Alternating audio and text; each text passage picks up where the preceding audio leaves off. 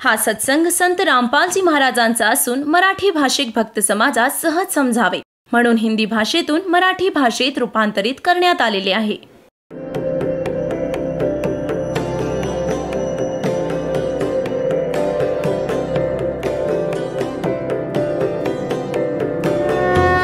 और ज्ञान सब ज्ञान डी कबीर ज्ञान सो ज्ञान और जैसे घोड़ा तोब कायम करता चले मैदान. जगद्गुरु तत्वदर्शी संत रामपालजी महाराजांचे अमृत वचन सर्व पवित्र धर्मांच्या व पवित्र शास्त्रांच्या आधारावर. आता नळ आणि नीळ तर मोठ्या संकटातून गेले होते. डोंगर कोसळला होता दुःखांचा. 30-30 वर्षांचे झाले होते आणि लहानपणापासूनच दुःखी होते.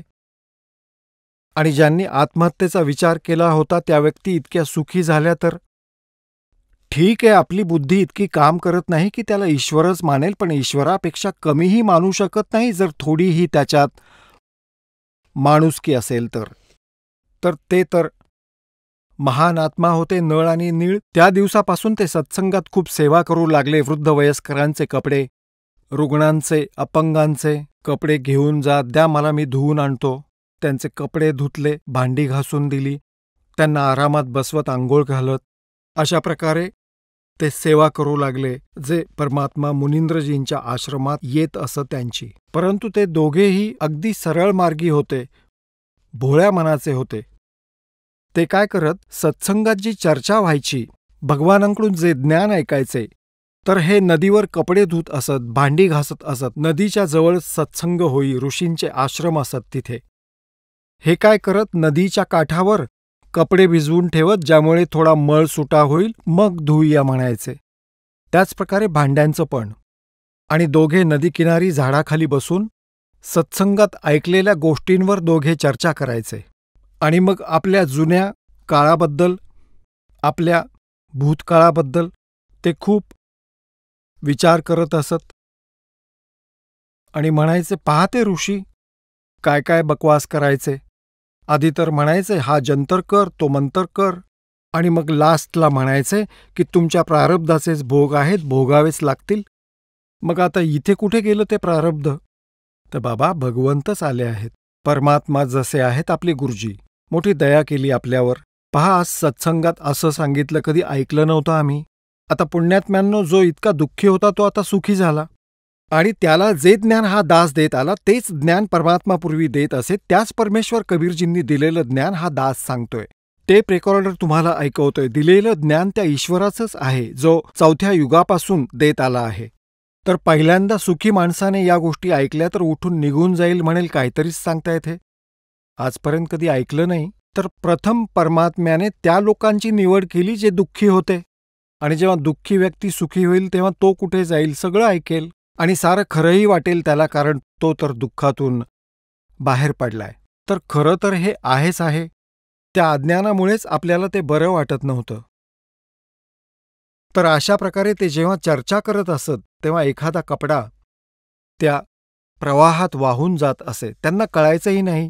जेव्हा ते धुवून वाळवून परत नेत असत त्यांचे कपडे, तर प्रत्येकजण आपापले कपडे घ्यायचा. कुणी म्हणायचं माझं धोतर सापडत नाहीये, कुणी म्हणायचं माझा सदरा गेलाय. ते म्हणायचे की बाबा आम्ही जेवढे नेले होते तेवढेच परत आणलेत, आम्हाला माहिती नाही. अशाच प्रकारे भांड्यांचंही होई. कोणाचं एखादं भांडप, एखादा पेला, कोणाची ताटली, असं रोज काही ना काहीतरी हरवत असे. मग त्या लोकांनी त्यांना प्रार्थना केली की पहा, मोठ्या कष्टाने एक पेला आणला होता, एवढ्या लांबून पुन्हा कसा आणणार? बाबा त्यापेक्षा तुम्ही असं करा, आमची सेवा नका करू, आमचं आम्ही करू. आम्हाला तर खूप टंचाई जाणवते आता वस्तूंची, कुठून आणू आता? तर ते म्हणू लागले, यापुढे आम्ही काळजी घेऊ, खूप काळजी घेऊ. तर इतर सेवा करणारे जे अन्य लोक होते ते सांगू लागले की हे दोघे भोळे भाबडे आहेत. कपड्यांना, भांड्यांना पाण्यात भिजवून एका बाजूला बसतात, ते भगवंताविषयी चर्चा करत असतात. त्यांना कळतच नाही ते पाण्यात वाहून गेलंय ते. सांगण्याचा भावार्थ असा की ही तक्रार गुरुजींपर्यंत गेली, मुनींद्रजींपर्यंत. आता त्यांना चिंता वाटली की आता महाराजांकडे गोष्ट गेली, आता ते आमची सेवा काढून घेणार. आता सेवा काढून घेणं म्हणजे भगवंतांची नाराजी घेणं. गुरुजी नाराज झाले तर आपल्यावर पुन्हा संकट येणार. ते या भीतीने करबद्ध होऊन तिकडे गेले. गुरुजींनी बोलावलं. परमात्मा म्हणाले, बेटा, हे खूप त्रासले आहेत. तुमचा उद्देश चांगला आहे, सेवा करण्याचा आहे, पण यांना प्रॉब्लेम खूप झाले आहेत. तुम्ही सेवा राहू द्या. बेटा, दुसरी एखादी सेवा करा. त्यांनी लोटांगण घातले, खूप रडू लागले. म्हटले, हे परमात्मा, आमची सेवा काढू नका. हे भगवान, यापुढे आम्ही नीट लक्ष देऊ. तर भक्त म्हणाले, हे पूर्वीही कितीतरी वेळा म्हटलेत असं. हे परत गेले की विसरून जातात, हे यांना जमणार नाही. आता परमात्म्याने पाहिलं, यांची श्रद्धा अतूट आहे, यांचं मन मोडेल, हे खूप दुःखी होतील. तर परमात्मा कबीर मुनींद्रजींनी, परमेश्वरजींनी आशीर्वाद दिला, बेटा, आजपासून तुमच्या हातून कुठलीही वस्तू पाण्यात बुडणार नाही. जिथे ठेवाल तिथेच राहील. तुम्ही हलवल्याशिवाय अजिबात हलणार नाही. आता हा वर मिळाल्यावर ते खूप खुश झाले आणि जाऊन पाहिलं. जे कपडे भिजवले होते ते होते तिथेच राहिले. ताटल्या वाट्या काशाच्या असत, त्या ठेवल्या. कासे एरवीही पाण्यात बुडते. काशाच्या वाटीत काठोकाठ पाणी भरून आणि त्या नदीत ठेवत, तरीही जिथल्या तिथे राहत. मग कोणीतरी म्हणाले की चला जरा दगड ठेवून बघा बरं. त्यांनी दगडगोटे उचलून पाण्यावर ठेवले. ते जिथे ठेवले त्या पाण्याच्या वरती जसेच्या तसे राहिले.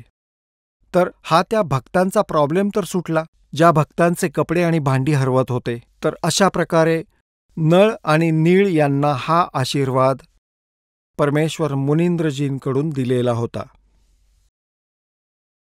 आता परमात्मा म्हणतात, गोता मारूं स्वर्ग में जा बैठूं पाताले, कह कबीर ढूंढता फिरूं अपने हीरे मोती लाले.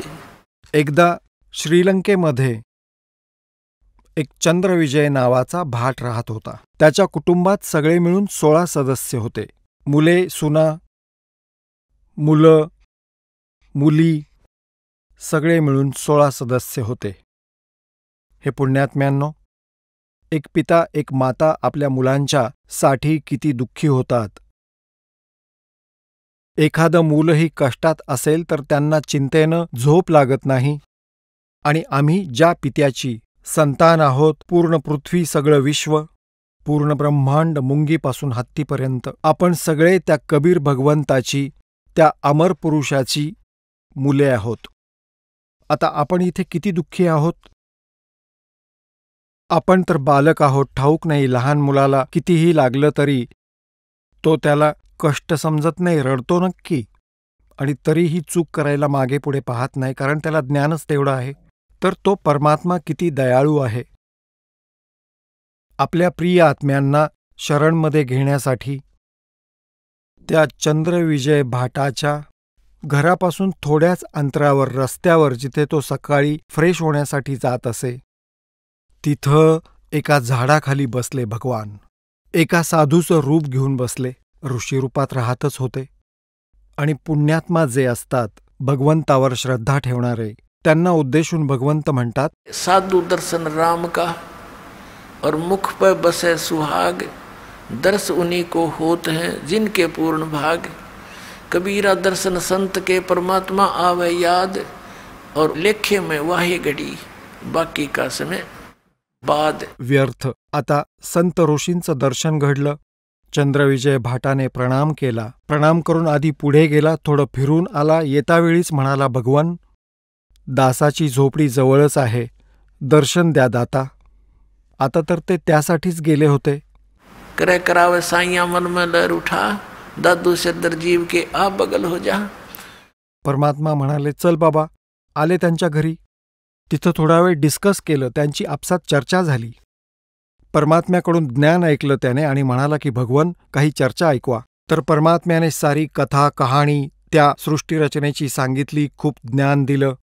तर तो खूप प्रभावित झाला. म्हणू लागला, भगवान, दासाची झोपडी जवळच आहे, तिथे चला, आणि तिथं आपली आणखी लेकरं आहेत, तीही आपल्या ज्ञानाचा लाभ घेतील. परमात्मा त्याच उद्देशानं गेले होते. गेले घरी. त्यांना वेगळी जागा दिली, आसन दिलं, स्वच्छ कपडे अंथरले आणि मग सत्संग ऐकवला. आता त्यावेळी तर फक्त एकाच व्यक्तीने नाव घेतलं, चंद्रविजयने. बाकी परिवारातले म्हणू लागले, छे छे, आम्हाला यांचं म्हणणं पटत नाही. हे तर भगवान शंकरांपेक्षाही श्रेष्ठ समजतायत. कारण श्रीलंकेचा राजा रावण हा भगवान शंकराव्यतिरिक्त कोणाचीच पूजा करीत नव्हता आणि त्याचं पाहून श्रीलंकेत सगळे शिवाचेच पुजारी बनले. तर ह्या गोष्टी त्यांच्या स्वीकारल्या गेल्या नाहीत. मग ते निघून गेले भगवान तिथून. त्यानंतर चंद्रविजय भाटने आपल्या पूर्ण परिवाराला बसवून खूप चांगल्या तऱ्हेने समजावलं. त्या सगळ्यांना ते पटलं.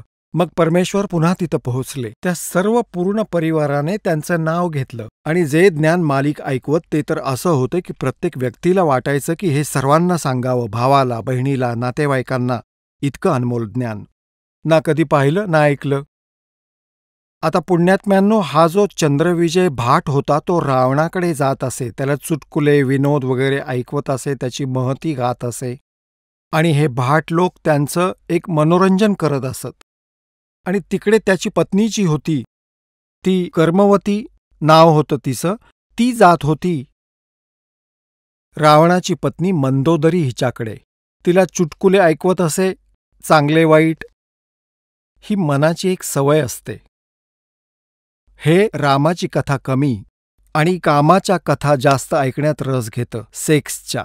तर प्रथम ती बकवास ऐकवत असे, त्यावर मंदोदरीसुद्धा हसत असे, विनोद ऐकून खिदळत असे, चुटकुले ऐकून ऐकून. तर मग त्या कर्मवतीला, चंद्रविजय भाटाच्या पत्नीला, त्या बेटी भगिनीला परमात्म्याचं ज्ञान झालं, सगळी बकवास बंद झाली. म्हणतात दोन चतुर्दश ढूंढिए उपरम स्नेही साध, जिन मिलते सुख उपजय मिटते कोट उपहाद. हे बरळणं बंद होतं सगळ्या जीवांचं. तर तिथे आता ती कर्मवती आधी तसल्याच गोष्टी ऐकवत असे. नंतर जेव्हा मंदोदरीला वेळ असेल, तिला बसवून म्हणायची की महाराणी, आमच्या घरी महाराज येतात, आमचे गुरुजी, त्यांनी खूप ज्ञान दिलं, तुमची आज्ञा असेल तर तुम्हाला ऐकू एक कथा. ऐकवू? मंदोदरीचा देवावर विश्वास होता. तर त्या मंदोदरीला जेव्हा कथा ऐकवल्या परमात्म्याकडून ऐकलेल्या ज्ञानाच्या, मंदोदरी म्हणू लागली की कर्मवती, तू तर फाटक्या तोंडाची होतीस. तुझं हे पात्र तर नुसतं शेणाने भरलेलं होतं, त्याचा वास येत होता, त्यात हे अमृत कोणी ओतलं? तू या अशा गोष्टी ऐकल्यास कुठे, ज्यांना कधी पाहिल्या ना ऐकल्या? तर ती म्हणाली की आमच्याकडे गुरुजी येतात, त्यांनीच आम्हाला हे ज्ञान दिलं मंदोदरी. तेव्हा मंदोदरी खूप प्रभावित झाली, म्हणाली की अशा संताचं, ऋषीचं दर्शन घ्यायला हवं. तर तिला म्हणाली मंदोदरी, पुढच्या वेळेस तुझे गुरुजी आले ना की आमच्याकडे घेऊन ये. आता परमात्मा पुन्हा गेले. तर चंद्रविजयची पत्नी म्हणाली, प्रभू, आमची राणी तुमची आठवण काढतीये. मी तुमच्याद्वारे ऐकवलेलं ज्ञान तिला सांगितलं. ती खूप प्रभावित झाली आणि ती म्हणाली की तुमच्या गुरुजींना इथे आमच्याकडे घेऊन ये. परमात्मा म्हणाले, बेटा, आम्ही कुठल्या राजाच्या घरी जात नाही. त्यांना गरज वाटली तर इथे येतील. साधुसंत जात नाहीत अशा व्यक्तींच्या घरी, जोपर्यंत ते आमच्या विचारांशी परिचित होत नाहीत. आता ती कर्मवती सापडली धर्मसंकटात. जर माझे गुरुजी गेले नाहीत तिच्या घरी तर मंदोदरी मला मनमानी शिक्षा करेल, परमात्म्याने अंतर्मनाने जाणलं. मग बेटी तर खूप दुःखी होईल. ते म्हणाले, बेटा, असं सांग तिला की पहा, ऋषी महर्षींना, संतांना आज्ञा देऊन बोलावलं जात नाही आणि आज्ञा देऊन बोलावल्यावर जरी ते आले तरी कृपा होणार नाही. मग काय उपयोग? तर साधू संतांकडे गेल्याने खूप लाभ होतो, स्वतः गेलं पाहिजे. तर मंदोदरीकडे जाऊन तिने सांगितलं, राणी, मी विनंती केली होती गुरुदेवांना, त्यांनी नकार दिला आपल्याकडे यायला आणि सांगितलं की साधूसंतांना आज्ञा देऊन बोलावू नये, त्यांच्या चरणांशी गेलं पाहिजे लाभ घ्यायचा असेल तर, आणि जर आज्ञा देऊन बोलावलं तर कृपा होणार नाही त्यांची. मंदोदरी म्हणाली, ठीक आहे भगिनी, मी येते. आता जेव्हा गुरुजी येतील तेव्हा मला भेटव. परमात्मा पुन्हा गेले. ते भटकतायत एकेका आत्म्यासाठी, आपल्या शरणात घेण्यासाठी, त्यांना सुखी करण्यासाठी. इथेही सुखी करतील आपल्याला. आणि इथून जाल तेव्हा पहा, सतलोकात घेऊन जातील. मग तिथे काय सांगायचंय, सुखच सुख. आता काय झालं, मंदोदरी गेली, परमात्म्याचं दर्शन घेतलं. पाहताच आत्मा खेचला गेला. पुण्यात्मा होती, पूर्वीची संस्कारी होती, परमात्म्याची लेक. खूपच जास्त प्रभावित झाली मालकांच्या वचनाने आणि म्हणाली, परमेश्वरा, मला अनुग्रह द्या. परमात्म्याने दीक्षा दिली. आता मंदोदरीने जे ज्ञान ऐकलं होतं तिला असं वाटलं की ते आपल्या पतीलाही समजावून द्यावं. तो तर बकरे खातो, रेडे खातो, मांस खातो, दारू पितो आणि भक्त म्हणवतो ब्राह्मण.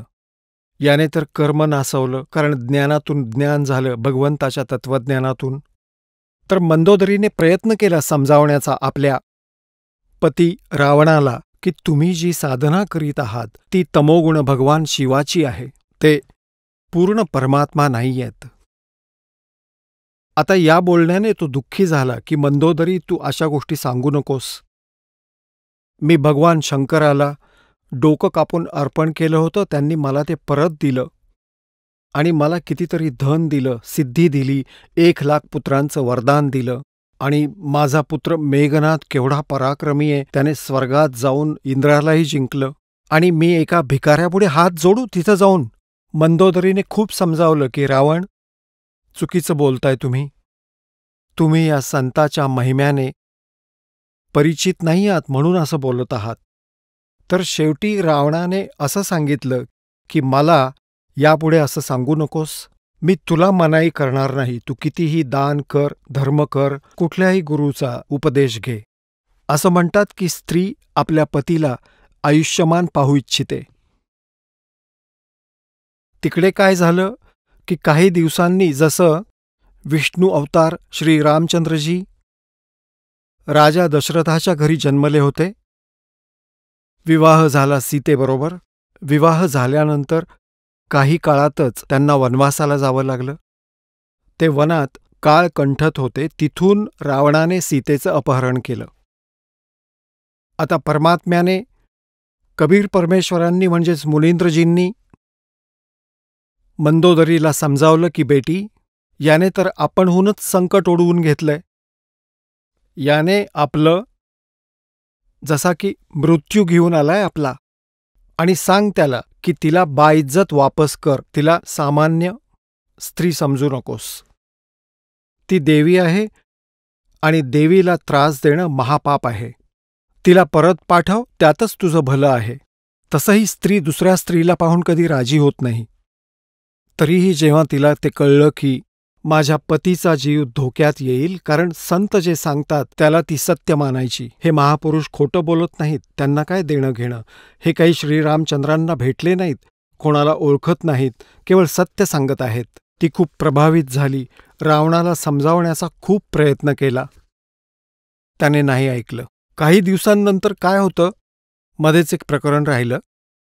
आता रावण तर ऐकत नव्हता. आणि हे ज्ञान असं आहे की मनुष्य एकटा पचवू शकत नाही. हे ज्ञान जे दास तुम्हाला देत आहे भगवान कबीर परमेश्वरांनी दिलेलं, तर हे ज्ञान मिळाल्यावर ते कोणाला तरी द्यावंसं वाटतं, कोणी ऐको वा न ऐको. तर रावणाने ऐकणं बंद केलं. तिचा दीर होता बिभीषण. मंदोदरी त्याला समजावू लागली.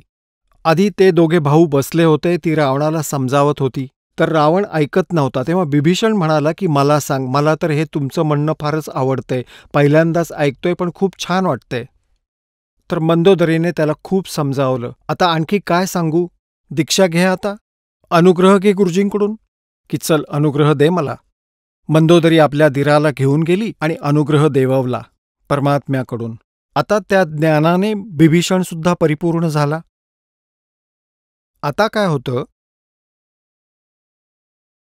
रावण काही ऐकत नव्हता, सीतेला परत पाठवायला तयार नव्हता. मंदोदरीने खूप समजावलं होतं.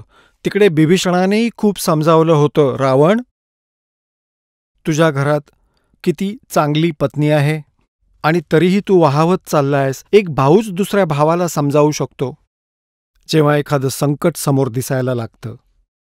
नाहीतर रावणाला कोण बोलणार. तो एक अहंकारी माणूस होता.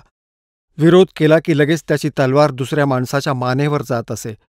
रावण ऐकत नव्हता. रावण म्हणू लागला, तू भित्रा आहेस, हे तुला जमणार नाही, बस इकडे बाजूला. आता मंदोदरीने पाहिलं की हा नाही ऐकणार आणि मारणार, आणि मी विधवा होईन. आपल्या गुरुजींना तिने विनंती केली की भगवान दया करा आणि एकदा समजावून पहा याला, तुम्ही सांगितलेलं तरी ते ऐकतील. परमात्मा म्हणाले की बेटा, हा ऐकणार नाही, त्याच्या अंगी तो गुण नाहीये. तर मंदोदरी म्हणाली, भगवान एकदा त्यांना तुम्ही समजावण्याचा प्रयत्न करा दाता, आणि जर त्यांनी नाही ऐकलं तर मी स्वतःला आजपासूनच विधवा समजेन. मला दुःख होणार नाही परमात्मा याच्या मरण्याचं. परमात्म्याने विचार केला, एवढी चांगली मुलगी. आता हा जुगाड जमवून ठेवलाय काळाने आमच्या. किती नालायक, एक नंबरचा दुष्ट माणूस तो रावण. म्हणतात की 100 रेड्यांचं मांस त्याच्यासाठी शिजत असे एका दिवसाला, आणि एकावेळी 100 घडे भरून दारू पित असे. आता पुण्यात्म्यांनो, हे आपल्याला खरं वाटत नाही, कारण 100 रेड्यांचं मांस एक माणूस कसा खाईल? कारण आपल्याला त्यांच्या शरीराचा अंदाज नाही, त्यांच्या उंचीचा अंदाज नाही, त्यांच्या आहाराचा अंदाज नाही. पण आम्ही मात्र पाहिली आहेत. हे 61वं वर्ष चालू आहे दासाचं. जेव्हा आम्ही लहान लहान होतो, आम्ही अशी तगडी तगडी माणसं पाहिली आहेत. उगाच नाही सांगत आहे. 32 लाडू खात असत एक जण, 32. आणि आता 32 माणसं खातात 32 लाडू आजच्या दिवसात, आणि तरी त्यांचं पोट बिघडतं. आणि एक एक चरवी खीर खात असत हे ब्राह्मण. आम्ही पाहिलेत, म्हणजे 5-5 किलो. आणि आता एक वाटीही संपत नाही. तर ह्या गोष्टी आता विसरा. सांगण्याचा भावार्थ असा की जो रोज इतकी कुकर्म करतो त्याच्या डोक्यात कशा शिरणार या गोष्टी? तर परमात्म्याने विचार केला की बेटी, याची बंदगी किंवा याची कमजोरीच याला मारेल. तर परमात्मा म्हणाले की ठीक आहे बेटी, मी एकदा जाऊन परत प्रयत्न करतो, तुझी भगवंतावरची श्रद्धा मोडू नये म्हणून. आता रावणाची सभा भरली होती. जेव्हा त्याची सभा भरत असे तेव्हा रावणाचा सक्त आदेश असे की बाहेरून चिमणीसुद्धा आत येता कामा नये. अशावेळी परमात्मा तिथे जाऊन प्रकट झाले, पहारेकऱ्यांसमोर उभे राहिले, म्हणाले की राजाला निरोप द्या की ऋषी मुनींद्र आले आहेत. ते आपणास भेटू इच्छितात, काही आपल्याला उपदेश करू इच्छितात. तर ते पहारेकरी म्हणू लागले की महाराजजी, आम्हाला क्षमा करा. इथून आज कोणी जाऊ नाही शकत. आतला आदेश बाहेर जाऊ शकतो, पण बाहेरचा आदेश आत नाही जाऊ शकत. आमचा राजा खूप खतरनाक आहे, शिरच्छेद करेल. परमात्मा तिथून अंतर्धान पावले, आणि जिथे रावण बसला होता उंच व्यासपीठावर, आणि खाली त्याचे बसले होते सगळे सल्लागार खुर्च्यांवर, तिथून थोड्या अंतरावरून आत येताना पाहिलं. ऋषींना बघून एकदम चकित झाले की हा माणूस आत कसा आला. आमची तर गुप्त सभा सुरू होती. तर त्याने मागचा पुढचा विचार न करता ती तलवार उपसली की तू आत आलाच कसा. आता त्याने रागाने 70 वार केले होते परमात्म्यावर मारण्यासाठी, आणि कबीर परमेश्वरांच्या म्हणजे मुनींद्रजींच्या हातात फक्त एक खराट्याची काडी होती.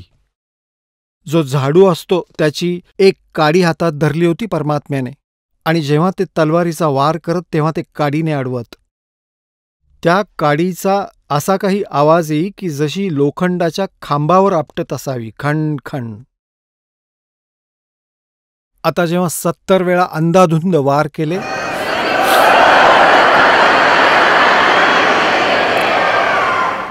जेव्हा रावणाला घाम फुटला तेव्हा तो थकून उभा राहिला. म्हणाला, तू आत आलासच कसा? परमात्मा म्हणाले, तुझ्याकडून एक काडीसुद्धा तुटली नाही, तू मला काय मारणार? तर त्यांनी विचारलं की तू. रावण म्हणाले, त्यांना बोलवा, पहारेकऱ्यांना, त्यांची कत्तल करतो. परमात्मा म्हणाले, त्यांचा दोष नाहीये, त्यांनी तर मला मनाई केली होती संदेशसुद्धा देण्यासाठी. मग परमात्म्याला रावणाने विचारलं की मग तू आत आलास कसा? की असाच आलो, अंतर्धान पावलो आणि प्रकट झालो. रावणाच्या समोरून एकदम अंतर्धान पावले आणि पुन्हा प्रकट झाले की मी त्यांना येताना दिसलो नाही, मी असाच आलो.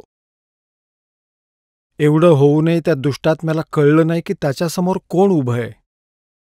म्हणू लागला, हे बघ, तू जा इथून. तू आला कशासाठी? सांग मला, काय बात काय? तर परमात्मा म्हणाले की रावण,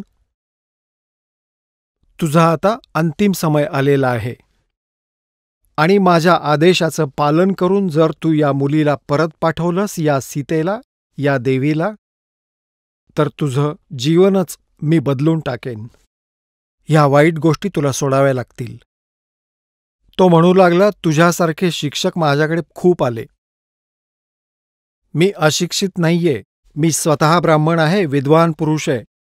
आणि तू एक भिकारी ऋषी, मला काय शिकवणार, मी तुझं ऐकणार नाही. आता रावणाची तर अशी स्थिती झाली होती.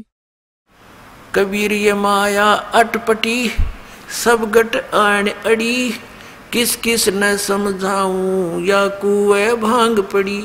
एक वृद्ध माणूस दारू पिऊन उभा होता. असा डुलत होता. त्याची काठी हातातली पडली जमिनीवर. जी काठी घेतली होती ती पडली. एक जंटलमॅन आला. तो म्हणू लागला, आजोबा, काका, तुम्ही दारू का बरं पिता? पहा, सगळं शरीर थरथरतंय तुमचं आणि काठीसुद्धा उचलता येत नाही. तो म्हणाला, अरे काठी दे ना. तर तो म्हणाला, तुम्ही दारू नका पीत जाऊ. तर तो म्हणाला, मला शिकवत बसू नकोस, तुला काठी द्यायची असेल तर दे, नाही तर तू आपलं काम कर जा. म्हणाला, तुझं प्रवचन मला ऐकायचं नाहीये, तुझ्यासारखे पुष्कळ भेटलेत दारू पिऊ नको असं सांगणारे. तुला काठी द्यायची असेल तर दे, नाही तर जा, तू आपलं काम कर. तर रावणाने तर इतकी प्यायली होती या काळाची भांग.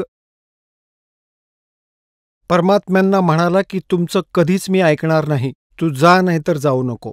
त्यांनी पाहिलं की मारलं तर मरतही नाही. सगळे कुकर्म करून बघितले आणि तरीही हा मानत नाही की हा कोण आहे. तर परमात्मा म्हणतायत, तुम्हाला या काळाने आंधळं केलं आहे.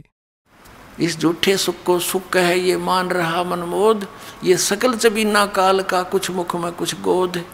आणि या भेटीच्या वेळी बिभीषण सुद्धा उपस्थित होता. परमात्मा तिथून पुढं निघून गेले. संध्याकाळच्या वेळी बिभीषण घरी आला आणि आपल्या वहिनीला म्हणाला की आज तर दादाने गुरुजींना मारूनच टाकलं असतं. तर मंदोदरी म्हणू लागली की या संकटात मीच गुरुदेवांना लोटला आहे, मी नालायक आहे. माझ्या विनंतीवरूनच ते तिथं गेले.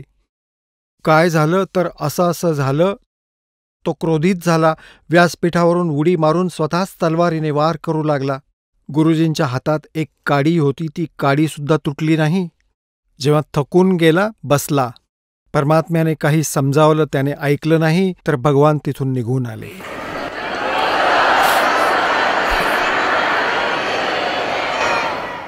हे पुण्यात्म्यांनो, आपला पिता आहे त्याला जर आपण ओळखतच नाही, तो आपल्यासाठी दुःख सहन करतोय, एकेका जीवाला समजवण्यासाठी, ज्ञान देण्यासाठी भटकत आहे, आपल्या शरणात घेऊन इथेही सुखी करण्यासाठी,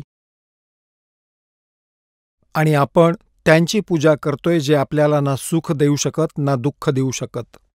कारण देवता आहेत हे ब्रह्मा विष्णू महेश, ते आपल्या प्रारब्धालाही बदलू शकत नाहीत आणि हे दुःख देऊ शकत नाहीत, कारण हे देवता आहेत, चांगले आत्मा आहेत. तर आपण त्यांची पूजा करत होतो. तर पुण्यात्म्यांनो, मंदोदरी म्हणू लागली, गुरुदेवांकडे परमात्म्याला भेटायला गेली तेव्हा म्हणाली, हे भगवान, क्षमा करा या दासीला. माझ्यामुळे आपल्याला खूप कमी जास्त ऐकून घ्यावं लागलं दाता. माझ्या पतीचा मोह होता जो मला स्वस्थ बसू देत नव्हता. आता दाता तो बेशक मेला, माझ्यासाठी तो आजच मेला. तो मरो किंवा जगो, दाता आपल्या चरणांपासून दूर लोटू नका या आपल्या लेकीला. परमात्मा म्हणाले, ठीक आहे बेटा, तू भक्ती कर, इथे कोणी कोणाचं नाहीये, आज ना उद्या मृत्यू येऊ शकतो, कोण कोणाची जबाबदारी घेणार, कोण जाणे याचा जन्म कुठे होईल नि तुझा कुठे होईल. जोपर्यंत सोबत आहोत तोपर्यंत योग्य प्रकारे साथ देऊ. परमात्म्याला भिवून रहा. ज्याची जी भूमिका आहे, पतीची असेल तर पतीसारखं रहा, पत्नीची असेल तर पत्नीसारखं रहा, मुलाची असेल तर नीट मुलासारखं वागावं, तरच तुम्हाला सुपात्र म्हटलं जाईल, नाहीतर तुम्ही फेल व्हाल. आता काय झालं, तिकडून रावणाला संदेश मिळाले, पण रावणाने ऐकलं नाही. श्रीरामचंद्रांचे संदेशवाहक दूत तिथं गेले, श्री अंगदजी, श्री हनुमानजी इत्यादी इत्यादी, पण त्याने ऐकलं नाही. सांगण्याचा अर्थ असा की ही युद्धाची तयारी झाली. आता युद्ध करण्यासाठी समुद्रपार सेना न्यायची हा प्रश्न आला. आता समुद्र ओलांडून जायचं कसं? तर म्हणतात, त्यांच्या इतिहासात लिहिलं आहे, चरित्रात, की 3 दिवस श्रीरामचंद्रजींनी गुडघ्या एवढ्या पाण्यात समुद्रात उभं राहून आणि प्रार्थना केली की हे जलधी, हे समुद्रदेवा, मला वाट दे. मी मोठ्या संकटात आहे. रावणाने माझ्या पत्नीला पळवून नेलं आहे. मला सेनेला पलीकडे न्यायचं आहे. त्या राक्षसाला मारायचंय आणि त्या देवीला सोडवायचंय. पण समुद्राने ऐकलं नाही. शेवटी म्हणतात की श्रीरामचंद्रजींनी लक्ष्मणाला सांगितलं की माझा अग्निबाण दे. लाथेची भूतं बातेनं मानत नाहीत. लक्ष्मणाने अग्निबाण दिला त्यांच्या हातात. रामचंद्रजींनी तो बाण चढवून जसं समुद्रावर लक्ष साधलं, त्यातून ज्वाळा येऊ लागल्या. तेवढ्यात एका ब्राह्मण रूपामध्ये समुद्र प्रकट झाला आणि म्हणाला, भगवान, जरी तुम्ही मला जाळून टाकलत तरी तुम्ही जाणार नाही. इथे खंदक निर्माण होईल. कसा ओलांडून जाणार? खोल दरी तयार होईल आणि न जाणो किती जीव मरतील. तुम्ही पापाचे भागीदार व्हाल. असं काम करा भगवान, ज्यामुळे माझी मर्यादा अबाधित राहील आणि तुमचंही काम होईल. साप पण मरेल आणि काठीही तुटणार नाही. श्रीरामचंद्रजी म्हणाले, तर मग सांग कुठला उपाय आहे? तर आपल्या सैन्यात नळ आणि नीळ नावाचे 2 सैनिक आपले भक्त आहेत. कारण त्यावेळी आसपासचे सगळे भक्त एकत्र आले होते. त्यांना कळलं होतं की रामचंद्रांवर एक मोठं संकट आलेलं आहे. एका दुष्टाने त्यांच्या पत्नीला पळवून नेलं आहे. तिकडून शिवलोकातून सुद्धा खूप गण आले होते. भगवान शंकरांनी पाठवले होते. तर खूप जण एकत्र आले होते. मग नळ आणि नीळ यांना बोलावून आणलं. नळ आणि नीळ यांना श्रीरामचंद्रजी म्हणाले, एकदा तुम्ही परीक्षा द्या. समुद्राने सांगितलं होतं की यांच्या गुरुजींनी दिलेला आशीर्वाद आहे यांना, आणि त्यांच्या आशीर्वादामुळे यांनी पाण्यावर ठेवलेली कुठलीही वस्तू बुडत नाही, अजिबात हलत नाही, तिथेच राहते. तर माझ्यावर त्याचं वजन नाही पडत. आता भगवान श्री रामचंद्रजी म्हणाले की एकदा करून दाखवा बरं. आता पहा, आपण असे मार खातो.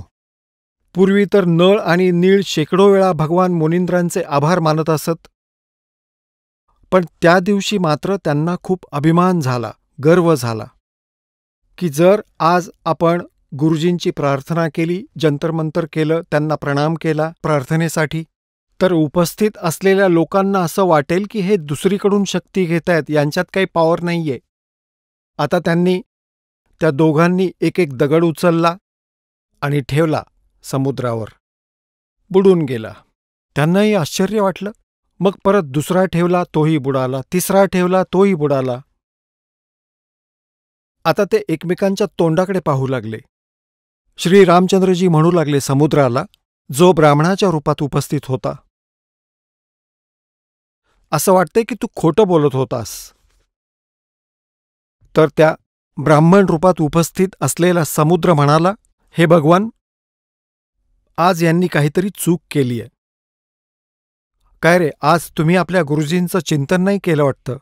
त्यांना गर्व झालाय, म्हणूनच त्यांच्या हातातील सिद्धी नाहीशी झालेली दिसतीये. तो तर आपला अंदाज सांगत होता आणि खरोखर तसंच झालं. आता त्या दोघांनी मग क्षमायाचना केली, गुरुजींचं चिंतन केलं. हे दाता, दया करा, आमच्याकडून चूक झाली, क्षमा करा, आम्ही तर पापात्मा आहोत. ते घाबरून राहिले की चूक झाली तर परत तेच संकट येईल की काय. आणि आता आज तुम्ही केलीये मोठी चूक आपला मान वाढवण्याच्या नादात. हे पुण्यात्म्यांनो, परमात्मा आपल्याला सावध करतात की जर तुम्ही अशा प्रकारे मर्यादा ओलांडली तर भक्तीचं फळ नष्ट होईल. जैसे माता गर्भ को रखे यतन बनाए और ठेस लगे तो छन होए, ऐसे भक्ती जावे. जसं एखाद्या भगिनीला, मातेला खूप वर्षांनी गर्भ राहिला असेल, मग ती किती चिंतित होते त्या बालकाची परिपूर्ण वाढ करण्यासाठी. चुकून खालीवर पाय पडू नये म्हणून चालतानाही काळजी घेते. आणि रात्रीच्या वेळी कूस वळवताना सुद्धा ती खूप चिंतित असते की चुकून माझ्या बाळावर दाब पडू नये. सतत सावध असते आणि पाहत असते की पोटात दुखत तर नाहीये ना, वेगळं वाटत तर नाहीये ना. म्हणतात, जैसे माता गर्भ को रखे यतन बना और ठेस लगे तो क्षीण होए, तेरी ऐसे भक्ति नसावे. तर अशी त्यांची भक्ती नाश पावली. खूप रडले पडले, भगवंताची प्रार्थना केली. हे तर ईश्वर करणारच होता, कारण श्री रामचंद्र विष्णू अवतार आणि श्रीकृष्णसुद्धा विष्णूचा अवतार. आणि विष्णू कोण? तोही भगवंताचा मुलगा, तुमच्यासारखाच आत्मा, पुण्यकर्मी प्राणी. हे अधिकारपद मिळालं त्याला. जसं एखाद्याचा भाऊ मंत्री बनतो तरी तो भाऊच राहतो, तो कितीही मोठ्या पदावर गेला तरी. तर असेच आपलेच भाऊ आहेत, परमात्म्याचीही मुलं आहेत. तर त्यांच्या दुःखाचं निवारणसुद्धा परमात्माच करू शकतो, दुसरा कोणी करू शकत नाही. जसं आपण श्रीमद भगवद्गीता अध्याय नंबर 15 श्लोक नंबर 1-4 आणि 16-17 मध्ये जे ऐकलं की वरती काही मुळं, ती तर संसाररूपी वृक्षाची मुळं आहेत. वरती जी मुळं आहेत तो तर मूळ ईश्वर आहे, पूर्ण परमात्मा आहे. आणि खाली त्रिगुणात्मक फांद्या म्हणजे ब्रह्मा विष्णू महेश रूपी फांद्या आहेत. आणि तो परमात्मा जो मूळ आहे, जो जड आहे, तो तिन्ही लोकांमध्ये प्रवेश करून सर्वांचं पालन पोषण करतो. 15व्या अध्यायाच्या 17व्या श्लोकात म्हटलंय, उत्तम पुरुष तू अन्य परमात्मा इति उद्धारते ये लोकत्रयम आविश्य विभर्ती अवैस्वरे. जो मूळ ईश्वर आहे तो संसाररूपी वृक्षाचं मूळ आहे. तिथून सर्वांना आहार मिळतो. तो सर्वांचं पालन पोषण म्हणजे ज्याचं ज्या स्थितीतील काही संकट आहे त्याचं तो परमात्माच निवारण करतो. हे पुण्यात्म्यांनो, हा खूप मोठा इतिहास आहे. आपल्याला काही दिवस लागतील तो समजायला. सर्वात आधी जेव्हा परमात्मा आले होते त्या काळाला वरती तिथे भेटले होते. त्यांच्याशी खूप वाद झाला होता. नंतर समर्थाच्या पुढे तो नतमस्तक झाला. त्यानेही वर मागितले होते. एकतर हा मागितला होता की तुम्ही तुमचं ज्ञान देऊन अपने शरण में लेना, जबरदस्ती करू नये, बळाने माझ्याकडून जीवांना नेऊ नये. दुसरं हे म्हटलं होतं की 3 युगांमध्ये जीव कमी घेऊन जा. चौथा युग जब कलयुग आवे तब तो शरण जीव बहु जावे, ऐसा वचन हर मोय दीजिए तब संसार गमन तुम कीजिए. आणि तिसरा की जेव्हा माझा पुत्र विष्णू श्रीरामाच्या रूपात त्रेतायुगात जाईल तेव्हा त्याच्या नशिबात अशी संकटं आहेत. आणि त्या काळाला माहीत होतं की मी ते टाळू शकत नाही. आता तो समुद्रावर पूल बांधता येत नाही, तो पूल आपण बांधून द्यावा. परमात्मा म्हणाले ठीक आहे, अजून माग भिकारी. मग म्हणाले की असा श्रीकृष्णाच्या रूपात माझा पुत्र अवतरेल आणि तो एक जगन्नाथ नावाने पुरीच्या आत एक मंदिर बांधण्याची इच्छा करेल आणि समुद्र ते करू देणार नाही. तेव्हा आपण त्याचं रक्षण करा. परमात्मा म्हणाले ठीक आहे, अजून माग. तर ह्या परमात्मा कबीर परमात्माकडे काळाने हे वरदान मागितलं होतं, प्रार्थना केली होती की आपण माझ्या पुत्राचं, विष्णू हा काळाचा पुत्र आहे, ह्या संकटातून रक्षण करा. तेव्हा परमात्मा त्याच्या वचनाप्रमाणे तिथं पोचले. खरं तर त्यांनी व्यवस्था आधीच केली होती. नळनिळांना पाठवलं होतं म्हणजे काम झालं असतं आपोआप. ते मर्यादेत राहिले असते तर त्यांनी दगड ठेवले असते, ते पार झाले असते, पण ते अयशस्वी झाले. आता काय झालं, परमात्मा तिथं पोचले आणि नळ आणि नीळ म्हणू लागले की ते आले गुरुजी, ते आले गुरुजी. आणि सगळे बघू लागले. एक ऋषी येताना दिसले. जवळ आल्यावर श्री राम, श्री लक्ष्मण यांनी नमस्कार केला, हनुमान वगैरे सर्वांनी नमस्कार केला. तर परमात्म्यांना प्रार्थना केली, हे भगवन, मी मोठ्या संकटात आहे, राजा दशरथाचा पुत्र आहे, रावणाने असं माझ्या पत्नीला पळवून नेलं आहे आणि समुद्राच्या वरून पलीकडे मला सेना न्यायची आहे ऋषीजी. जेव्हा आपण आपल्या शिष्यांना इतकी शक्ती देऊ शकता म्हणजे आप समर्थ आहात, आमच्यावर दया करा. आज आपल्या या मुलांकडे, आपल्या या शिष्यांकडे ती शक्ती राहिलेली नाही. परमात्मा म्हणाले आता त्यांच्याकडे ती राहणारच नाही, कारण यांनी आज एक भयंकर चूक केलीये. स्वतःलाच त्यांनी प्रभू मानलं, भगवंताला विसरले. तेव्हा श्रीराम म्हणाले, हे भगवन, आता माझं कसं होणार? तेव्हा परमात्मा म्हणाले ठीक आहे, करतो व्यवस्था. त्यांनी हातात एक काठी घेतली होती, सोटा. म्हणाले मी एक रेघ मारत जातो. ह्या डोंगराच्या चारी बाजूला एक रेग आखतो. त्याच्या मधले मधले दगड एकदम हलके होऊन जातील. जिथे ठेवाल तिथेच राहतील. हे पाण्यात बुडणार नाहीत. त्यावर कितीही वजन ठेवा. आता परमात्म्यांनी काय केलं? एक काठी घेऊन त्या भल्या मोठ्या पर्वताच्या चारी बाजूला फिरवली, जो त्यांच्या जवळच होता. आणि परमात्मा म्हणाले, आता उचला ते दगड आणि प्रयोग करा. आता नळ आणि नीळ हे शिल्पकार पण होते, गवंडी होते, मिस्त्री होते. ते त्या दगडांना तासून घासून एकमेकात बसवायचंही जाणत होते. आता काय झालं? ते दगड उचलून आणले, ठेवून पाहिले. इतके जड दगड. अजस्त्र धोंडा ठेवून पाहिला, तो नाही बुडाला. वरतीच तरंगत राहिला जसाच्या तसा. तर सर्वांना विश्वास वाटला की काम फत्ते होणार. आता पुण्यात्म्यांनो, आपल्या या अध्यात्माच्या मार्गावर आपण अजून शून्यवत आहात. आणि दासही त्याच अवस्थेत होता. या दासाला सद्गुरू भेटले. म्हणतात, के पीछे लगा जाऊं था मैं लोकवेद के साथ, रस्ते में सतगुरु मिल गए, दीपक दे दिया हाथ. आता हा एवढा मोठा अध्यात्म मार्ग आहे की जसं आम्ही सतसाहेब म्हणतो आणि पूर्वी राम राम म्हणत असू. याचं कारण काय होतं? हा जप करण्याचा मंत्र नव्हता. हे केवळ आठवण करून देण्यासाठी असतं की बाबा, या जगात भगवंताशिवाय काही नाही. आणि जो गुरुजींनी मंत्र दिला आहे तो विसरू नये यासाठी. जसं आपण पाहतो आहोत की आता हे बदलत चाललं आहे. सगळा समाज नास्तिक होत चालला आहे. हा काळाचा डाव लागला आहे. पूर्वी आपण पाहायचो, जसं सकाळी किंवा इतर वेळी फिरायला जायचो, येणारे जाणारे भेटत असत. एक दुसऱ्याला रामराम, रामराम काका, रामराम. तो 3-4 वेळा म्हणत असे, रामराम रामराम रामराम. आता ही तर एक औपचारिकता झाली होती. पण याची सुरुवात कुठून झाली होती? हे असं असतं की जो मंत्र गुरुजी देतात तो आपल्या मुखाने दुसऱ्याला सांगून ऐकवायचा नसतो. नाहीतर मग त्याला तो ऐकवल्याने तुम्ही त्याचे गुरु बनलात. तुमची भक्ती नाश व्हायला सुरुवात होईल. तर म्हणून हे पण नाही सांगू शकत त्याला की तुम्ही या मंत्राचा जप करत राहा, गुरुजींनी सांगून ठेवलंय. गुरु जसं प्रत्येक व्यक्तीला सल्ला दिला जातो की प्रतिदिन देवाचं स्मरण करा, कुठल्या तरी मंत्राचा जप करा, चूक होता कामा नये, काही सांसारिक कामांमध्ये भूल नाही पडली पाहिजे, देवाला आठवत राहा. तर एक नियम बनवून ठेवला गुरूंनी की बाबा, हा कोडवर्ड आहे. आणि रस्त्यात जेव्हा कोणी सांसारिक विचारांमध्ये मग्न झालेली व्यक्ती येत असेल तर तिला म्हणायचं, रामराम बंधू. तर तो समजून जात होता की हा काय सांगू इच्छितोय, की तो हे म्हणतोय की देवाला भज, गुरुजींनी जो मंत्र दिलाय त्याचा जप कर. ह्या सांसारिक गुंत्यात पडू नकोस तू. हे भगवानाचं नावच त्या संकटांपासून ज्याचा तू विचार करत आहेस त्यापासून निवारण करेल. तर ज्याला विसर पडला असेल तो सावध होत असे आणि काही वेळापर्यंत तो त्या मंत्राचा जप करत प्रवासात पुढे जात असे.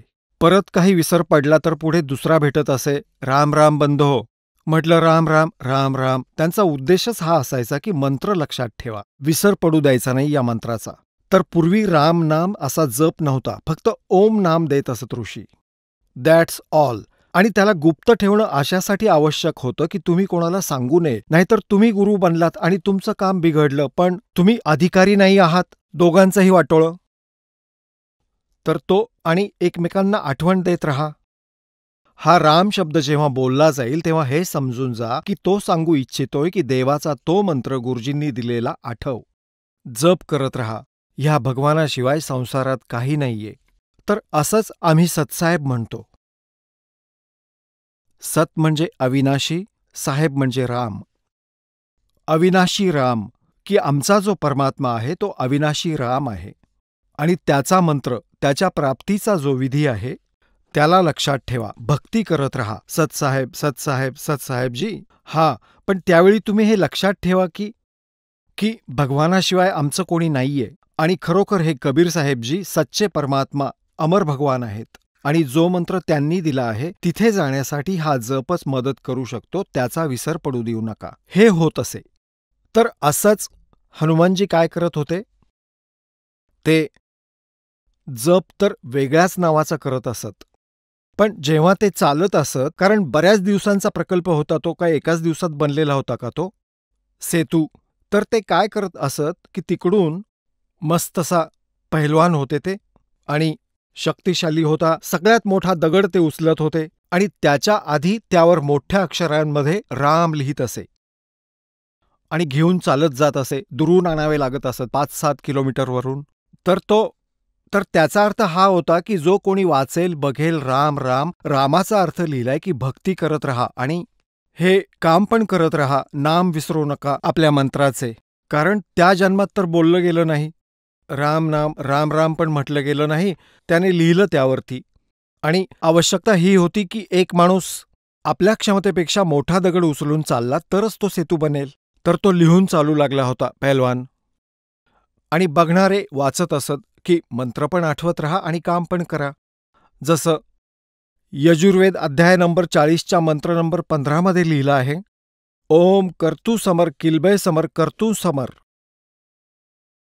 वायू अनिलम अथ इदम भस्मांतम शरीरम ओम कर्तू समर किल्बय समर कर्तुम समर. ओम नामाचा जप हा ब्रह्मचा आहे आणि त्याचं स्मरण गुरु देत असत. ह्याचं स्मरण काम करता करता स्मरण करा, मनुष्य जीवनाचा मुख्य उद्देश जाणून घेऊन स्मरण करा आणि आपल्या विशेष इच्छाशक्तीसह स्मरण करा. हा जप विधी तर असाच होता, पण हठयोग आणि अज्ञानामुळे ह्याला कठीण बनवून टाकलं. तपस्या करू लागले, उभं राहून तपस्या करू लागले. पण पूर्ण परमात्म्यांना मिळवण्याचा जो 3 अक्षरांचा मंत्रांचा जप आहे, ओम तत्सत, तत्सत हे सांकेतिक आहे. तर हे पण असेच काम करता करता चालता फिरता नाम जप करत राहा. तर म्हणून राम लिहून आणत असे की इतरही वाचतील आणि तेही विसरणार नाहीत की मंत्र जपत राहतील.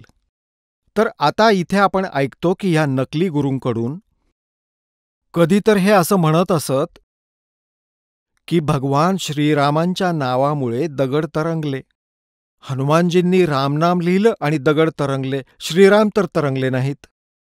कधी आम्ही ऐकत होतो की नळनीळ यांच्याकडे शक्ती होती, त्यांच्या हातात एवढी शक्ती होती, त्यांच्या हाताने दगड तरंगले, पूल बनला. आता ही दंतकथा होती, लोकवेद, बिना शेंडाबुडख्याच्या गोष्टी होत्या. आता ह्या एका तत्वज्ञानाने सर्व माहिती योग्य झाले. ही सारी कहाणी झाली कशी? आता परमात्मा म्हणतात की जगत का पेखना पेख्या, धणी का नाम ना लेखा. जो करणारा होता त्याचं कुठेच नावही नाही, साधा उल्लेख सुद्धा नाही. आणि त्यांनी एक दुसऱ्याच्या डोक्यावर पाय ठेवले की ह्याच्यामुळे दगड तरंगले होते, त्याच्या नावामुळे दगड तरंगले. तर हे नाम बीम सगळं तो लिहित होता, भक्त हनुमान. तर पुण्यात्म्यांनो, हे तत्वज्ञान आहे. आता काय सांगतायत, हा लोकवेद तर इतका प्रबळ झाला की आम्ही हे अंतिम मान्य केलं होतं की श्रीरामांचं नाव लिहिल्यामुळे दगड तरंगले समुद्रावर.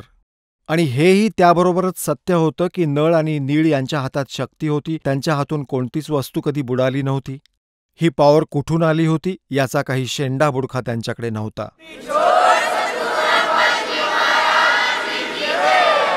चला आता आपण त्या श्रद्धाळूंचे अनुभव जाणून घेऊयात ज्यांनी जगद्गुरु तत्वदर्शी संत रामपालजी महाराजांकडून नामदीक्षा प्राप्त केलेली आहे, तसेच त्यांच्याद्वारे सांगितलेल्या भक्ती मार्गावर चालत आहेत. नमस्कार. सतसाहेब. आपलं नाव? रेणुका विवेक आव्हाड. आपण कुठून आलात? महाराष्ट्र, औरंगाबाद, सिडको वाळूज महानगर 1. आपण काय व्यवसाय करत आहात? मी हाऊसवाईफ आहे. संत रामपालजी महाराजांची गुरुदीक्षा आपण कधी घेतली? संत रामपालजी महाराजांची मी नामदीक्षा 2012 साली घेतली.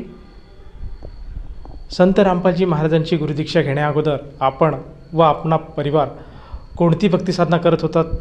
संत रामपालजी महाराजांची नामदीक्षा घेण्या अगोदर मी लहानपणापासून आईवडिलांच्या इथे आनंद ऋषी महाराज हे गुरु केले होते, त्यांची नामदीक्षा घेतली होती आम्ही. त्यानंतर मग देवी देवतांचे श्री गणेशांची पूजा करणे, 10 दिवस गणेश मूर्ती बसवणे, त्यांचं सगळं नैवेद्य, ते दुर्वा हार फुलं वाहणे, यातच आमचा दिनक्रम असा चालून त्यातच आनंद वाटायचा आम्हाला.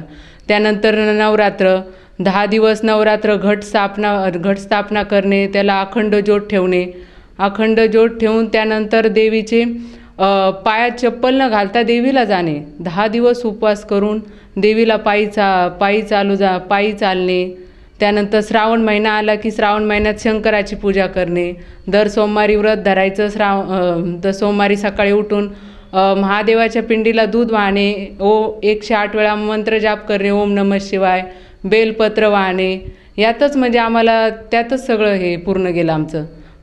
त्यानंतर आम्ही हे पण केलं, देवी देवतांचे उपवास, आषाढी एकादशी निमित्त पंढरपूरला जाणे, तिथे व्रत करणे, ते पण व्रत करणे, पायी जाणे, दर्शन करणे, यातच आमचं सगळं आयुष्य गेलं. जसं तुम्ही सांगत आहात की तुम्ही पूर्वीपासूनच एक आध्यात्मिक परिवाराशी जोडले गेले होतात आणि जी महाराष्ट्रामध्ये प्रचलित भक्तिसाधना आहे ती तुम्ही भक्तिसाधना करत होतात, देवी देवतांची पूजा करत होतात, पंढरपूरच्या वारीला जात होतात, म्हणजे तुम्ही पूर्णपणे एक भक्तिसाधनेत होतातच. तर असं असताना तुम्हाला असं का वाटलं की आपण आपली भक्तिसाधना ही सोडून संत रामपालजी महाराजांची भक्तिसाधना स्वीकारावी? आता संत रामपालजी महाराजांची नामदीक्षा घेण्या अगोदर देवी देवतांची पूजा केली, पण त्यात पण लाभ मिळाला. लाभ असा मिळाला नाही असं म्हणता नाही येणार, लाभ पण मिळाला. पण त्यांच्यामध्ये आपल्याला हे नाही कळालं की मोक्षप्राप्ती नेमकं काय असतं. श्रीमद भगवद्गीतेचे आतापर्यंत लहानपणापासून कीर्तन ऐकलेले आहेत, पण कुणी भगवद्गीतेचा श्लोक सांगायचे पण त्याचा अर्थ कुणी स्पष्टीकरण कुणी सांगितलं नाही आपल्याला. त्यामुळे मग मला जरा थोडं आश्चर्य वाटलं. मग एकदा काय झालं, आमचे सासू सासरे आषाढी एकादशी वारीनिमित्त पंढरपूरला गेले होते. ते सुरुवातीपासून कीर्तन, प्रवचन, आध्यात्मिक ज्ञान त्यांना भरपूर माहिती होतं. तिथे त्यांना ज्ञानगंगा हे पुस्तक संत रामपालजी महाराजाच्या एका भक्ताने दिले. ते त्यांनी पुस्तक वाचले. त्यानंतर मग त्यांनी बरवाला आश्रममध्ये इथे गेले. त्यांना ते संत रामपालजी महाराजांबरोबर त्यांनी समोर चर्चा केली की आम्ही एवढ्या दिवसापासून भक्ती करत आहोत, तुम्ही कसं काय सांगता की देवी देवतांच्या पाया पडायचं नाही, त्यांचं दर्शन नाही घ्यायचं, हे का बरं सांगताय तुम्ही? मग संत रामपालजी महाराजांनी श्रीमद भगवद्गीतेचे श्लोकासहित त्यांना स्पष्टीकरून सांगितलं. त्यानंतर त्यांनी त्यांचं प्रवचन सत्संग ऐकला. त्यांना ते ज्ञान खूप आवडलं आणि त्यांनी नामदीक्षा घेतली. त्यानंतर घरी आल्यावर आम्हाला सर्व कुटुंबांना घेऊन गेले. तिथे कबीर जयंती होती. त्या दरम्यान 10 लाख लोक भाविक तिथे आम्हाला संख्या लाखोनी दिसली. तिथे सगळ्यांचे अनुभव, चर्चा ते केल्यानंतर आम्हाला पण वाटलं की आपण हे करतोय, पण मोक्षप्राप्ती हे आपल्याला यातलं काहीच माहिती नाही आहे. मग आम्ही त्यानंतर मग ती नामदीक्षा घेतली आणि आमच्या घरच्यांना, माझ्या पतीला व्यसन खूप होतं दारूचं. ते दारूचं व्यसन, भांडणं, वादविवाद, त्यामुळे आम्ही मग ही नामदीक्षा स्वीकारली. त्यापासून तर आतापर्यंत त्यांनी व्यसन हे केलं नाही. जसं तुम्ही सांगत आहात की तुमचे जे सासरे आहेत त्यांनी संत रामपालजी महाराजांकडनं सर्वप्रथम नामदीक्षा घेतली. त्यानंतर तुम्हाला त्यांनी संत रामपालजी महाराजांचं ज्ञान समजून सांगितलं आणि ते पटल्यानंतर तुम्ही संत रामपालजी महाराजांची दीक्षा घेतली. तर जे संत रामपालजी महाराज ही आपल्याला जी भक्तिसाधना देत आहेत, त्या भक्ती साधनेमुळे आपल्याला व आपल्या परिवाराला काय लाभ प्राप्त झालेत? संत रामपालजी महाराजांमुळे आम्हाला, माझी 2 वर्षाची मुलगी होती, तिचं ऑपरेशन झालं होतं बोटांचं. 5 तास ऑपरेशन चालू होतं. डॉक्टरांनी सही करून घेतली की हिला भूलचं इंजेक्शन दिलं, काही जबाबदारी आमच्यावर राहणार नाही, तुम्ही बघून घ्या. मग त्यानंतर ती मुलगी 5 तास झाले तरी शुद्धीवर येणार. मग आम्ही संत रामपालजी महाराजांनी पहिला मंत्र देतात तो देवी देवतेचा, सगळ्या देवांचा मंत्र जाप असतो त्याच्यात, त्यांचा आम्ही जप केला. त्यानंतर मुलीला शुद्धीवर आली. शुद्धीवर येता तिने आईनं आवाज देता गुरु महाराजांचं सतसाहेब म्हणून हे ब्रीद वाक्य तिने घेतलं.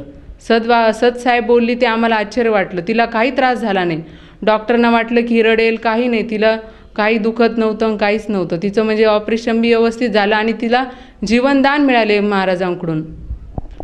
जसं तुम्ही सांगत आहात की संत रामपालजी महाराजांच्या भक्तिसाधनेतनं आपली जी कन्या आहे तिला एक जीवनदान प्राप्त झालं आहे. मी त्या कन्येला काही प्रश्न विचारणार आहे. नमस्कार सतसाहेब. काय नाव आहे बेटा आपलं? राधिका विवेक आव्हाड. संत रामपालजी महाराजांनी तुझ्यावर जी कृपा केलेली आहे आणि त्या कृपेमुळे आज तू तुझ्या परिवाराबरोबर राहून सद्भक्ती करत आहात, तर संत रामपालजी महाराजांनी काय सद्भक्ती तुला दिली आहे? परमात्माने मला सद्भक्ती म्हणजे त्यांनी मला मंत्र दिले. पहिला मंत्र, दुसरा मंत्र, हे मला मंत्र दिले. त्याच्यानंतर मग पहिली आरती करायची, नित्यनियम, रमेनी, संध्या आरती, अजून त्यांना ज्योत लावायची, दंडोत प्रणाम करायचे. जसं तू सांगत आहेस की संत रामपालजी महाराजांनी तुला जी भक्ती साधना दिलेली आहे, त्या भक्तीसाठी त्या भक्तिसाधनेमध्ये काय आहे ती भक्तिसाधना विशेष जी तुला आवडली आहे? त्याच्यात एवढं विशेष आहे म्हणजे परमात्माचं जे सत्संग असतं त्यात परमात्मा त्यातले सत्संगमध्ये समजून सांगतात श्लोक, ते माझे कळाले मला ते श्लोक. वाटलंच तर मी तुम्हाला बोलून पण दाखवते. जरा मरण मोक्षाय मामाश्रितं यतन्ते ते ब्रह्मा तद्विदु कृष्णमध्यात्म कर्म चाखिलम सर्वधर्मान् परित्यज्य मामेकं शरणं व्रज अहं त्वा सर्वपापेभ्यो मोक्षयिष्यामि मा शुच. हे मला त्यातलं कळालं परमात्मा जे सांगतात श्लोक. अजून श्लोक म्हणजे तो एक महत्त्वाचा श्लोक आहे. अध्याय नंबर 15 श्लोक नंबर 1 ते 4. अक्षर पुरुष एक पेड़ है, शतपुरुष वाकी डाळ, तीनों देवा शाखा है, 5 रूप संसार. याचा अर्थ आहे की जे मूळ असतात ते आपले पूर्ण ब्रह्मा कबीर साहेब आणि जे पानं असतात ते आपण आणि जी फांदी असती ती ब्रह्मा विष्णू महेश. संत रामपालजी महाराजांनी जी आपल्याला सद्भक्ती दिली त्या सद्भक्तीच्या जोरावर आज एक छोटीशी मुलगी त्या सद्भक्तीला ग्रहण करून सतसाधना करत आहे. तर मला असं विचारायचं आहे, तुम्ही अगोदर तर सांगितलंच आहेत की सद्भक्ती केल्यामुळे आपल्या मुलीवर जी ऑपरेशन झालं त्या ऑपरेशनातून ती व्यवस्थित बाहेर आली. त्या व्यतिरिक्त आपल्याला अन्य काही लाभ प्राप्त झालेत का? हो, मला एका ज्योतिषाने सांगितलं होतं की तुम्हाला पुत्रप्राप्ती होणार नाही आहे. पण आम्ही जेव्हा संत रामपालजी महाराजांची नामदीक्षा घेतली तेव्हा आमची नामजप वगैरे सर्व चालू होतं. आम्ही संत रामपालजी महाराजांना प्रार्थना केली तर त्यांच्या आशीर्वादामुळे आम्हाला पुत्र प्राप्ती झाली. मुलगा झाला मला, पण त्यांनी 5 दिवस डोळेच उघडले नाही जन्म झाल्यावर. डॉक्टर म्हणले की तुम्ही डोळ्याच्या दवाखान्यात घेऊन जा मुलाला. पण आम्ही दवाखान्यात न नेता संत रामपालजी महाराजांची प्रार्थना केली आणि जप केला. नाममंत्र जप केल्यामुळे त्या मुलाने डोळे उघडले. हा मोठा लाभ झाला. परत त्याचं नाव पण प्रवेश दास असं संत रामपालजी महाराजांनी ठेवलं. जसं तुम्ही सांगत आहात की संत रामपालजी महाराजांकडनं नामदीक्षा घेतल्यानंतर शास्त्रोक्त भक्ती केल्यानंतर आपल्याला व आपल्या परिवाराला जे लाभ प्राप्त झाले, या अनुषंगाने आपण इतर भक्त समाजाला काय संदेश देऊ इच्छिता?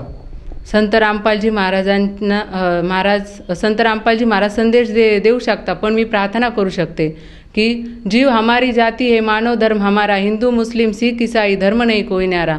संत रामपालजी महाराज हे जातीभेद करत नाहीत. सगळे मनुष्य जीव एकच आहे. ते त्यांच्याकडे भेदभाव वगैरे काहीच नाही आहे.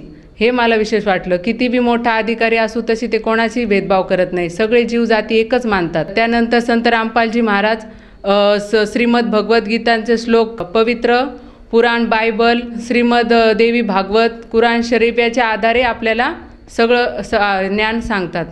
जर कोणा व्यक्तीला संत रामपालजी महाराजांची गुरुदीक्षा घ्यावायची असेल तर ती व्यक्ती गुरुदीक्षा कशी घेऊ शकेल? संत रामपालजी महाराजांची कोणाला नामदीक्षा घ्यायची असेल तर संत रामपालजी महाराजांचे टीव्हीवर चॅनलवर सत्संग खूप येतात. त्याच्या खाली एक पट्टी असते, त्याच्यावर फोन, पत्ता, नंबर आणि प्रत्येक जिल्ह्यात ठिकाणी नामस्थळ खुली केलेली आहेत. मी सर्व जनतेला प्रार्थना करू शकते की मनुष्य जन्म दुर्लभ है, मिले ना वारंवार, तरुवर से पत्ता टूट गिरे, भौर न लागता डार. जसं मनुष्य जन्म हा 84 लाख योनीतनं एकदाच मिळतो, आपण त्याचा मोक्ष प्राप्त करून घ्या. आणि जेव्हा एकदा झाडाचं पान झाडाला गळून पडलं की ते परत लागत नाही, तसंच आपला हा मनुष्य जन्म आहे. माझी प्रत्येकाला प्रार्थना अशी आहे की लवकरात लवकर सगळ्यांनी संत रामपालजी महाराजांची नामदीक्षा घ्यावी व त्यांचं ज्ञान प्रत्येकाने ऐकावे. धन्यवाद. सतसाहेब.